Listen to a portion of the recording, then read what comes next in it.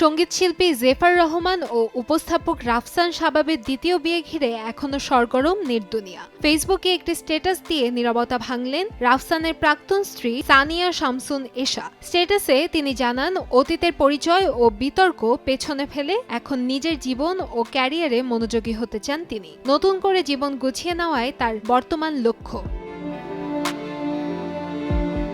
সানিয়া এশা লেখেন, জীবনের এই পর্যায়ে এসে আমি আর কারো ব্যক্তিগত জীবন নিয়ে ভাবতে বা তাতে জড়াতে চাই না। আমি একটি অত্যন্ত কঠিন সময়ের মধ্য দিয়ে গেছি, অনেক কিছু সহ্য করেছি, গভীর মানসিক আঘাত পেরিয়ে এসেছি। সেই অবস্থান থেকে উঠে এসে নিজের জন্য কিছু অর্জন করতে আমি অক্লান্ত পরিশ্রম করেছি।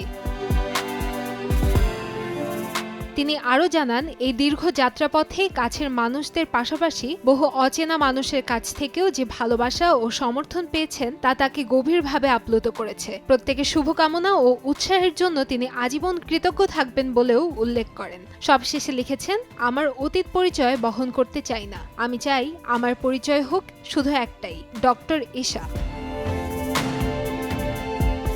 2020 সালের অক্টোবরে সানিয়া শামসুন এশা ও রাফসান শাবাব বিবাহ বন্ধনে আবদ্ধ হন। প্রায় 3 বছর সংসার করার পর 2023 সালের শেষ দিকে তাদের বিচ্ছেদের ঘোষণা আসে। সে সময় গুঞ্জন ওঠে জেফার রহমানের সঙ্গে সম্পর্কের কারণেই তাদের দাম্পত্যে ভাঙন ধরে। যদিও এ বিষয়ে দীর্ঘদিন ধরে রাফসান শাবাব এবং জেফার রহমান দুজনেই অস্বীকার করেছিলেন। কান্তাময়ী স্নেহা, সময় সংবাদ, ঢাকা।